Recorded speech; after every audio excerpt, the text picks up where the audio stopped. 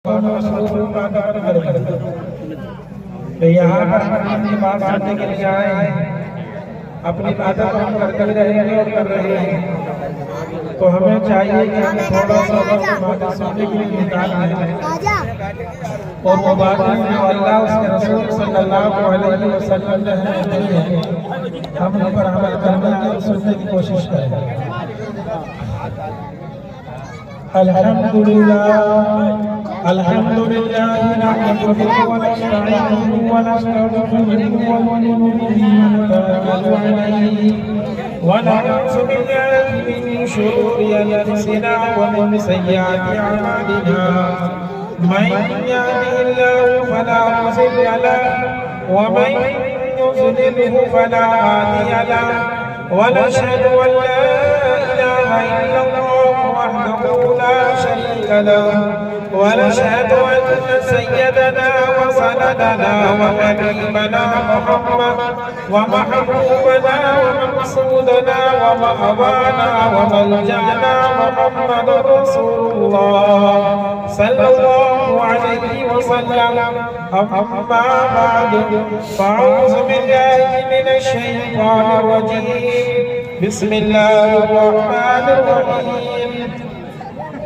ما آتاكم الرسول فخذوه وما نهاكم عنه فانتهوا واتقوا الله. صدق الله العظيم.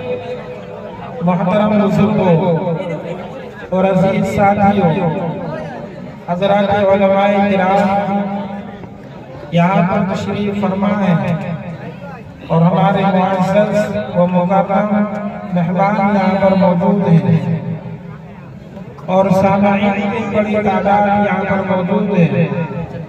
अल्लाह उसके रसूल सल्लल्लाहु अलैहि वसल्लम से मोहब्बत करने वालों की ये जमात है और ये खालिसन अल्लाह उसके रसूल सल्लल्लाहु अलैहि वसल्लम से मोहब्बत करने की वजह से यहाँ पर मौजूद है।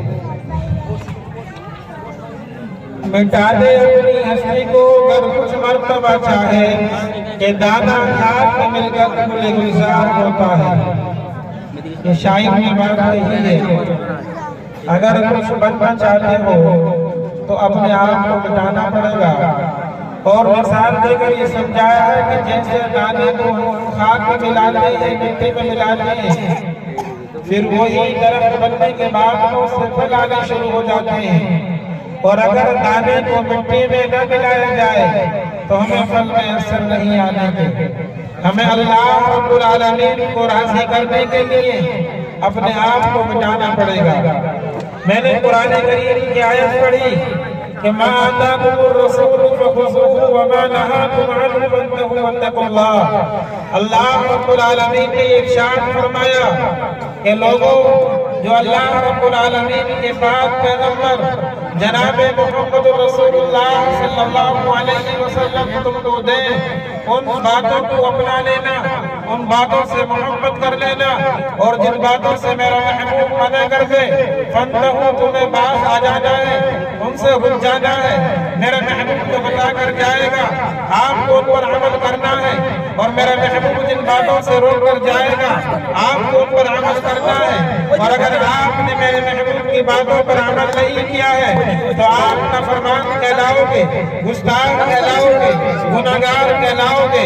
और कोई बड़ी तादाद जो जनाब मुहम्मद रसूलुल्लाह सल्लल्लाहु अलैहि वसल्लम की नाफरमानी करती है, बहुत से लोग आपकी नबूवत का इनकार करते हैं, आपकी रिसालत का इनकार करते हैं और जनाब मुहम्मद रसूलुल्लाह सल्लल्लाहु अलैहि वसल्लम को आखिरी नबी नहीं मानते हैं। उनके लिए वहीदें ही वहीदें हैं। लेकिन जो आदमी पैगंबर को आखिरी पैगंबर मानता है और जनाब मुहम्मद रसूलुल्लाह सल्लल्लाहु अलैहि वसल्लम की बात से मोहब्बत करता है, उनके लिए दुनिया में भी अल्लाह रब्बुल आलमीन की तरफ से इनाम है और मरने के बाद भी अल्लाह रब्बुल आलमीन की तरफ से इनामात के वादे हैं। हम देखते हैं उस जमाने को, इस जमाने में जनाब मुहम्मद रसूलुल्लाह सल्लल्लाहु अलैहि वसल्लम ने मक्के की सरजमीन पर ऐलान फरमाया था और आपने ऐलान फरमाया कि कुलू ला इलाहा इल्लल्लाह तुफ्लिहू, اے لوگوں تم لا الہ الا اللہ پڑھ لو کامیاب ہو جاؤ گے۔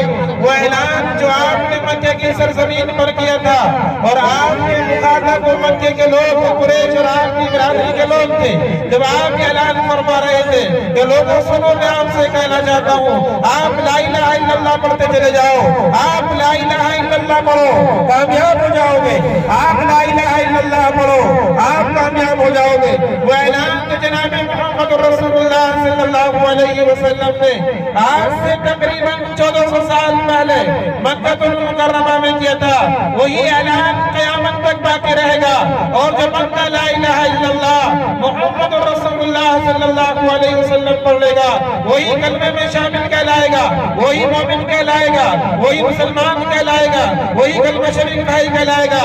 اور جو کلمہ نہیں پڑھنے کا ہے، جو محمد رسول اللہ نہیں پڑھنے کا ہے، جو لا الہ الا اللہ نہیں پڑھنے کا ہے، وہ مومن نہیں ہے، وہ مسلمان نہیں ہے۔ تو ہمیں چاہیے کہ اپنی زبانوں پر لا الہ الا اللہ محمد رسول اللہ صلی اللہ علیہ وسلم کو تازہ رکھیں، اپنی زبانوں پر یہ جملے کو جاری رکھیں کہ لا الہ الا اللہ محمد رسول اللہ صلی اللہ علیہ وسلم۔ اس زمانے کے اندر ہر اس آدمی کو روکا گیا کہ جو آدمی محمد رسول اللہ صلی اللہ علیہ وسلم کے دامن سے وابستہ ہونا چاہتا تھا اور کلمہ پڑھ کر اسلام میں داخل ہونا چاہتا تھا، اس کو دور روک دیا جاتا تھا۔ ایسی تاریخ میں ہزار واقعات ہیں۔ ایک واقعہ ملتا ہے ہمیں، ایک شخص جس کا نام طفیل ابن عمر رضی اللہ تعالیٰ عنہ ہے، وہ یمن سے چلتے ہیں اور مکہ المکرمہ پہنچتے ہیں۔ جب وہ مکہ المکرمہ پہنچے، مکے کے سرداروں نے استقبال کرا، اور اس لیے استقبال کرا کہ وہ اپنے یمن کے سردار تھے۔ جب وہ مکہ المکرمہ میں آئے تو لوگوں نے ان کا استقبال کرا، ان کے لوگوں نے استقبال کرا، ان سے محبت کرنے والوں نے ان کا استقبال کرا، ان کا اکرام کیا، اچھے سے کھانا کھلایا، ان کے رہنے کا انتظام کیا۔ لیکن ایک بات یہ کہی کہ طفیل تم آ گئے ہو مکے میں، لیکن ایک آدمی ہے یہاں پر محمد نبی، اگر اس سے کوئی آدمی مل لیتا ہے وہ اپنے قبیلے کو چھوڑتا ہے، اپنے بچوں کو چھوڑتا ہے، اپنی اولاد کو چھوڑتا ہے، خاندان کو چھوڑتا ہے، محمد کی بات مانتا ہے۔ آپ کو محمد کی بات نہیں ماننی ہے، اور اگر کان میں یہ بات چلی گئی کہ محمد کی بات مان رہا ہے اور محمد سے محبت کر رہا ہے، اس میں ایسا جادوگر ہے محمد کہ لوگ اس کی بات ماننے کو تیار ہو جاتے ہیں، سنتے اس کی بات کانوں میں چلی جاتی ہے۔ آپ کو محمد کی بات نہیں سننی ہے۔ یہ انتظام ہو رہا ہے مکے میں، اور حضرت طفیل ابن عمر رضی اللہ تعالیٰ عنہ سے انکار کیا جا رہا ہے کہ آپ مکے میں رہتے ہوئے محمد کی بات نہیں ماننی ہے۔ حضرت طفیل کہتے ہیں کہ میں نے اپنے کانوں میں روئی کا انتظام کیا، میں خانہ کعبہ میں جاتا ہوں، اس کان میں روئی لگاتا ہوں، میں کعبے میں جاتا ہوں، اس کان میں روئی لگاتا ہوں، کعبے سے باہر آتا ہوں، روئی نکال لیتا ہوں، کعبے میں جاتا ہوں، روئی کانوں میں لگا لیتا ہوں۔ ایسا نہ ہو جائے کہ محمد کی آواز میرے کان میں جائے اور میں محمد کی آواز سنوں۔ محمد اتنا بڑا جادوگر ہے، اس کا جادو میرے پر اثر کر جائے گا، اور میں اپنے بچوں کو چھوڑوں گا، اپنے خاندان کو چھوڑوں گا، محمد سے محبت کروں گا، محمد کی بات کو مانوں گا۔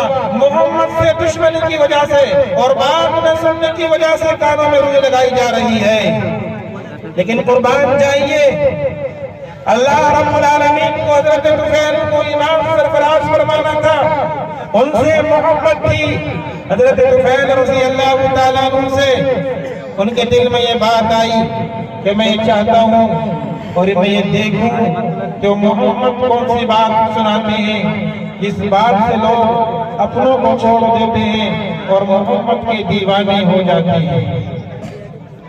حضرت طفیل کہتے ہیں میں کعبہ شریف میں گیا، میں نے کعبے میں جا کر دیکھا کہ اس صحن میں ایک شخص قرآن کریم پڑھ رہا ہے۔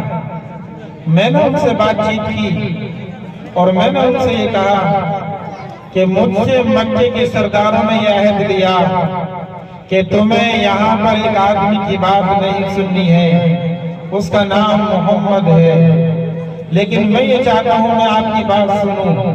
تو جناب محمد رسول اللہ صلی اللہ علیہ وسلم نے جو سب سے پہلے طفیل دوسری کو بات سنائی وہ بات قرآن کریم میں موجود ہے۔ حضرت طفیل کو پیغمبر علیہ السلام سناتے ہیں کہ سنو قل هو اللہ احد اللہ الصمد لم یلد ولم یولد ولم یکن له کفوا احد۔ اور اس کے بعد اس اگلی سورت میں قل اعوذ برب الفلق، یہ دونوں صورتیں طفیل کو سنائی گئی اور طفیل کو سنانی تھی۔ طفیل نے سب سے ناراضگی مول لے لی اور جناب محمد رسول اللہ صلی اللہ علیہ وسلم سے وابستہ ہو کر اور کلمہ طیبہ پڑھ کر پیغمبر کے قدموں میں گر گئے اور فرمایا کہ مجھے اپنا بنا لیجئے۔ حضرت طفیل دوسری رضی اللہ تعالیٰ عنہ اس حلقے میں شامل ہو گئے جن کے بارے میں اللہ رب العالمین نے اعلان فرمایا کہ رضی اللہ عنہ ورضوا عنہ، وہ صحابہ کی جماعت میں شامل ہو گئے جن کے بارے میں اللہ کے نبی صلی اللہ علیہ وسلم نے ارشاد فرمایا کہ یہ صحابہ جن کو اللہ رب العالمین نے معاف فرما دیا اور ان کے لیے جنت کا اعلان ہو گیا، جن کے لیے کامیابی کا اعلان ہو گیا۔ تو میرے دوستو، ہمیں چاہیے کہ ایک طفیل دوسری یمن سے چل کر مکے میں آئے اور مکے کے سردار بنے کر محمد کی بات مانتی ہے۔ وہ کتنا بڑھنا چاہتا ہے کہ اپنے کانوں میں بھی لگا رہا ہے، لیکن جناب محمد رسول اللہ صلی اللہ علیہ وسلم سے محبت کی وجہ سے اللہ رب العالمین نے ہدایت دی اور اسلام میں شامل کیا۔ ایسے ہزار واقعات ہیں حضرات صحابہ رضوان اللہ علیہم اجمعین کے کہ جن کو کتنی محبت جناب محمد رسول اللہ صلی اللہ علیہ وسلم سے تھی، اور جب مکے میں آئے اور جناب محمد رسول اللہ صلی اللہ علیہ وسلم کو دیکھا تو انہوں نے اپنی جان اور اپنا مال پیغمبر پر قربان کر دیا اور پیغمبر کی بات ماننے کے لیے تیار ہو گئے۔ حضرات صحابہ کی جماعت نے اس کو بڑھ کر دکھلایا اور ہم نے بہت سارے واقعات سنے۔ حضرات تابعین نے بھی کر کے دکھایا۔ اور اب ماضی قریب نہ آ جائیے، ہمارے اکابر دیوبند علماء دیوبند کے وہ کارنامے جو سچی محبت جناب محمد رسول اللہ صلی اللہ علیہ وسلم سے رکھتے تھے اور جناب محمد رسول اللہ صلی اللہ علیہ وسلم سے سچی محبت ہونے کی وجہ سے ان ہمارے اکابر دیوبند کا نام پوری دنیا میں ہے۔ انہوں نے کتابیں لکھی، قرآن کریم کی تفسیر لکھی، حدیث شریف کو سمجھانے کی کوشش کی۔ ان کی کتابیں، ان کی محنتیں، ان کے واقعات پوری دنیا میں سنے جاتے ہیں اور پڑھے جاتے ہیں کہ جناب محمد رسول اللہ صلی اللہ علیہ وسلم کی محبت کی بات تھی۔ وہ واقعات جن کو اللہ رب العالمین نے قرآن کریم میں الگ الگ انداز میں بیان فرمایا۔ حضرت طفیل دوسری کو محبت ہوئی تو ایمان میں شامل ہو گئے، لیکن ایک وہ آدمی بھی ہے جو حضرت کے گھر کا ہے، آپ کا چچا ہے، آپ سے دشمنی رکھتا ہے، ایک دشمنی کی وجہ سے اس کو کلمہ نصیب نہیں اور اس کا ذکر قرآن کریم میں موجود ہے۔ اللہ رب العالمین نے یہ ارشاد فرمایا کہ تبت یدا ابی لہب وتب، ابو لہب کے دونوں ہاتھ ٹوٹ جائیں اور وہ ہلاک ہو گیا، تباہ ہو گیا کہ وہ ابو لہب آپ کا چچا ہے، آپ کے گھر کا حصہ ہے۔ اور کیسے چچا ہوگا؟ چچا کو محبت ہوتی ہے اپنے بھتیجے سے، لیکن خاندان نہ ہونے کے باوجود اور گھر میں سے ہونے کے باوجود اور جناب محمد رسول اللہ صلی اللہ علیہ وسلم کی دو بیٹیاں ابو لہب کے بیٹوں کے نکاح میں ہیں، اس کے باوجود ابو لہب کے لیے ایمان نہیں ہے اور ایمان نہ ہونے کے ساتھ ساتھ اس کے لیے بد دعا بھی ہے جو پیغمبر صلی اللہ علیہ وسلم کی زبان سے نکلی تھی اور وہ قرآن کریم میں الفاظ موجود ہیں۔ کیوں بد دعا نکلی تھی آپ کی؟ کیا ناراضگی ہو گئی تھی؟ بڑے واقعات ہیں، علماء یہاں پر موجود ہیں، میں اشارہ کر رہا ہوں آپ کو۔ ابو لہب کے 3 بیٹے تھے۔ کتنے بیٹے تھے؟ 3، عتبہ، عتیبہ اور مطاع۔ ان میں سے 2 نکاح میں پیغمبر صلی اللہ علیہ وسلم کی 2 بیٹیاں تھیں، حضرت ام کلثوم اور حضرت رقیہ۔ یہ 2 بیٹوں کے نکاح میں تھے۔ جب ابو لہب کے بارے میں قرآن کریم کی آیت نازل ہوئی، ابو لہب نے کہا اپنے بیٹوں سے کہ محمد کی بیٹی کو طلاق دے دے۔ ابو لہب نے بیٹوں کو طلاق دے دی، کتنا دن اس کے بعد ملک شام کا سفر کا واقعہ پیش آتا ہے۔ آپ کا جو ایک داماد جس نے طلاق دی تھی جس کا نام عتیبہ ہے، عتیبہ نے اعلان کرا کہ مجھے محمد کو تکلیف پہنچانی ہے اور تکلیف پہنچانا چاہتا ہوں۔ سفر میں جانے سے پہلے وہ دوڑتا ہوا جناب محمد رسول اللہ صلی اللہ علیہ وسلم کے پاس آیا اور آپ کے رخ انور پر تھوکنا چاہا اور تھوک بھی دیا، لیکن وہ عتیبہ کا تھوک پیغمبر کے چہرے پر نہیں پہنچا۔ جب آپ کو تکلیف پہنچی، آپ نے ہاتھ اٹھائے اور آپ نے ارشاد فرمایا کہ اللہم صلی علیہ قلبا من کلامک، اے اللہ جنگلی درندوں میں سے کوئی درندہ اس کے اوپر مسلط فرما دینا۔ جب وہ سفر کے لیے جا رہا ہے اور یہی بات کہ اس نے اپنے باپ سے جا کر ابو لہب سے کہ سنو ابا جان، محمد نے بد دعا دی ہے اور یہ کہا ہے کہ جنگلی درندوں میں سے، جنگلی بھیڑیوں میں سے کوئی بھیڑیا اے اللہ اس پر مسلط فرما جانا۔ کتنا دل دکھا ہوا جناب محمد رسول اللہ صلی اللہ علیہ وسلم کا کہ آپ اشارہ کر کے بد دعا فرما رہے ہیں، آپ نام لے کر بد دعا فرما رہے ہیں، کسی اور کے لیے نہیں، داماد کے لیے، کسی اور کے لیے، چچا کے لیے آپ کا یہ ارشاد اور آپ نے یہ بد دعا فرمائی۔ علماء مفسرین نے لکھا ہے کہ سفر میں جب نکلے اور جہاں پر پڑاؤ ڈالنا تھا پڑاؤ ڈالا اور وہاں پر جا کر ایک آدمی نے اطلاع دی کہ یہاں پر جنگلی شیر بہت زیادہ ہے، ذرا آرام سے سفر کرنا، چوکنا ہو کر سونا، صحیح سے آرام کرنا، کہیں شیر نہ آ جائے اور آپ کو نقصان پہنچا دے۔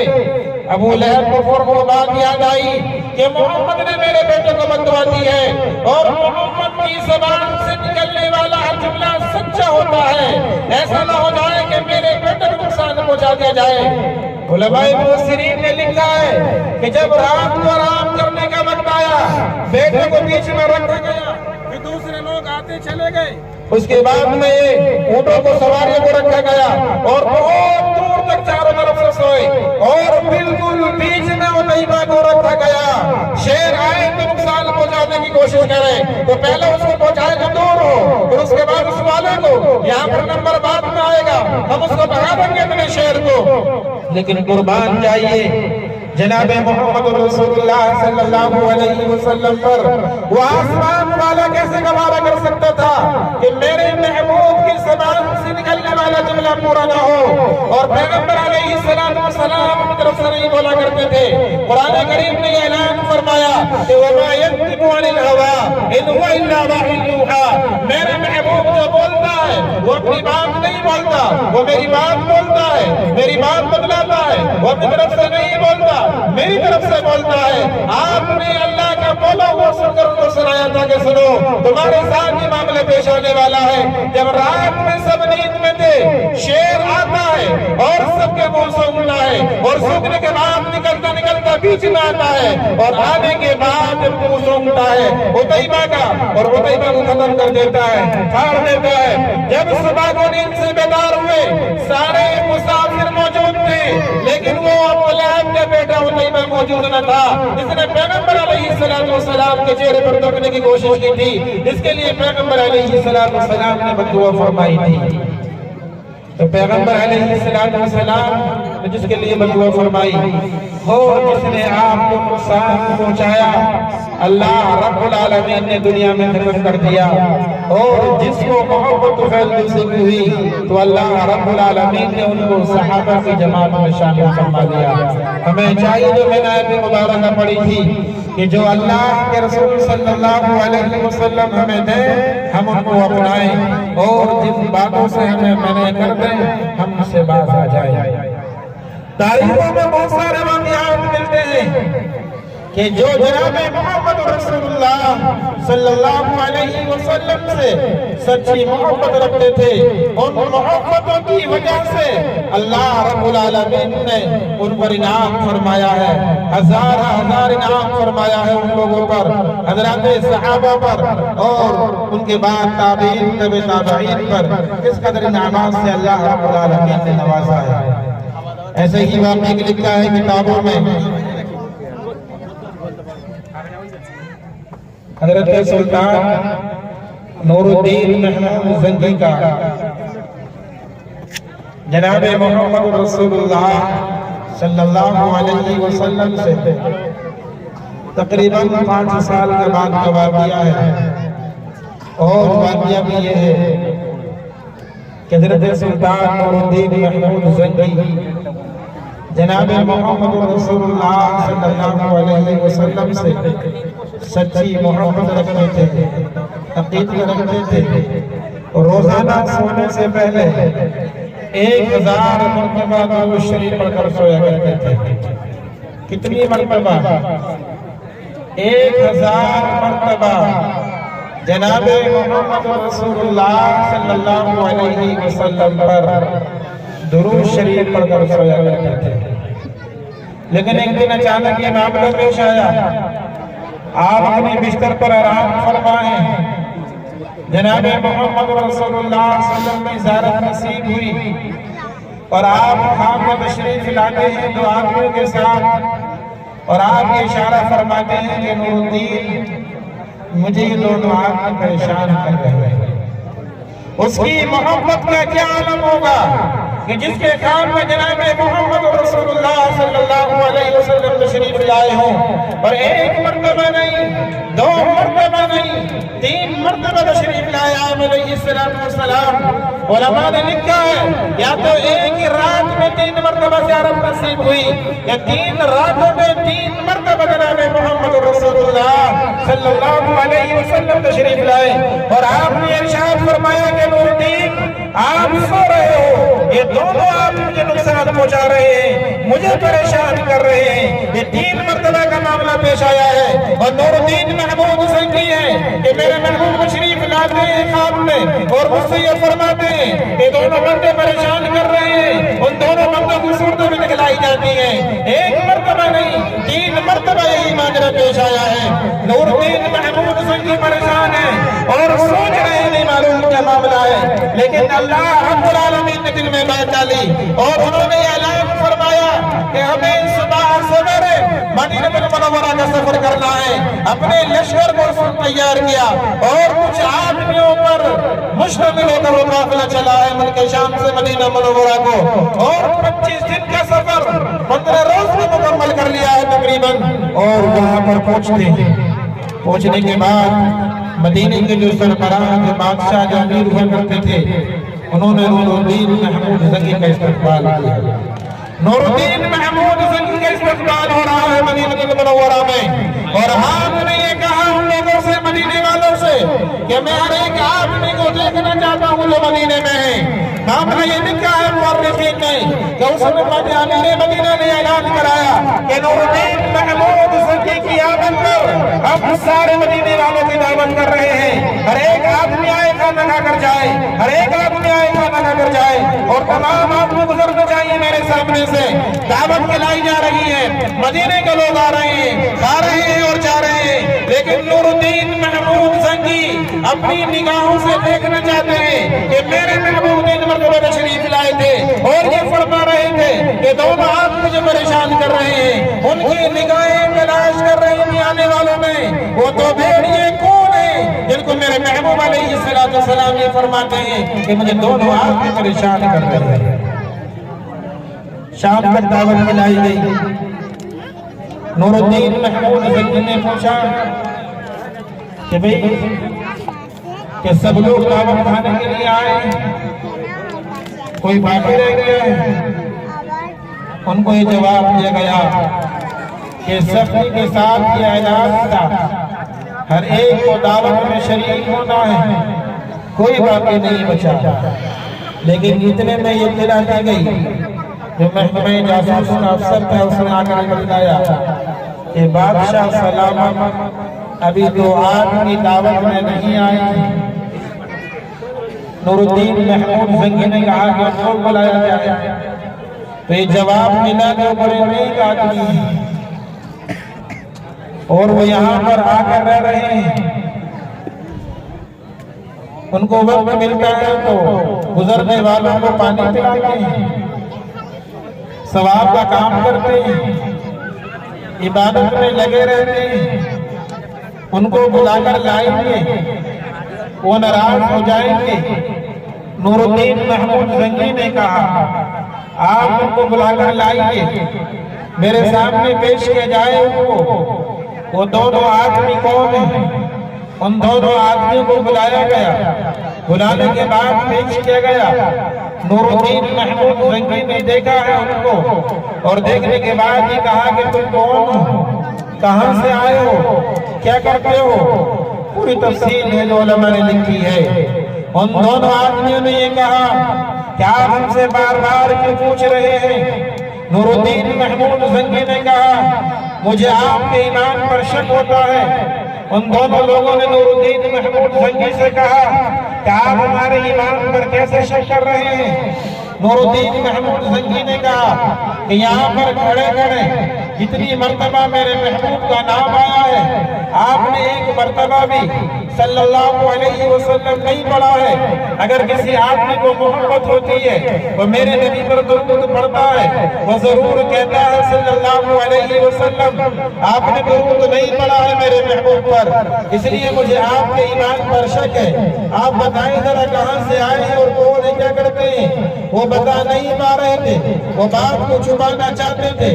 نور الدین محمود زنگی نے کہا میں جانا چاہتا ہوں کہ اس حجرے میں، اس کمرے میں جہاں پر وہ رہتے ہیں اور جہاں پر وہ عبادت کرتے ہیں، جہاں ان کی قیام گاہ ہے، جس کمرے میں وہ آرام کرتے ہیں. نور الدین محمود زنگی ان کے کمرے میں پہنچے تو پہنچنے کے بعد دیکھتے ہیں کہ وہاں پر مسلح چٹائی بچھی ہوئی ہے اور کوئی بھی سامان وہاں پر نہیں ہے. اللہ رب العالمین نے دل میں بات ڈالی ان کے. جب دل میں بات ڈالی تو انہوں نے اس مسلح کو چٹائی کو اٹھایا ہے. اٹھا کر دیکھا تو وہاں پر ایک پتھر رکھا ہوا تھا. پتھر کو اٹھا کر دیکھا تو وہاں پر ایک سرنگ بنی ہوئی تھی. اس سرنگ کو دیکھا تو وہ سرنگ جناب محمد رسول اللہ صلی اللہ علیہ وسلم کے جسم مبارک تک پہنچ رہی ہے. ان دشمنوں کے دل میں وہ بے چینی کہ جناب محمد رسول اللہ صلی اللہ علیہ وسلم سے لیے پھر رہے تھے ایک زمانے سے، اور ان کے بڑوں کے اندر دشمنی تھی محبوب دو جہاں سے. ان کی ان کی وہ دشمنی مجھے نہیں تھی. اتنے سالوں کے بعد جب آپ آرام فرماتے گنبد خضرا میں وہ بدلہ لینا چاہتے تھے اور وہ اعلان کرنا چاہتے تھے کہ جس میں مبارک تو وہاں سے اپنے یہاں لے کر جاتے اور یہ اعلان کرتے کہ جو وہ مسلمان محمد کو مانتے ہیں، محمد اس امت میں آرام فرما نہیں ہے، نہ مانو تو اس امت کو کھول کر دیکھ لو.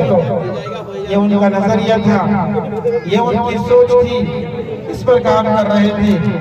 ہمیں بھی محبت ہونی چاہیے جناب محمد رسول اللہ صلی اللہ علیہ وسلم سے، اور ہم صرف مسلمان کو یہ عقیدہ اور ایمان رکھنا چاہیے کہ ایک دن وہ بھی آئے کہ جس دن ہم جناب محمد رسول اللہ صلی اللہ علیہ وسلم کا دیدار کریں، ہمیں زیارت نصیب ہو جائے.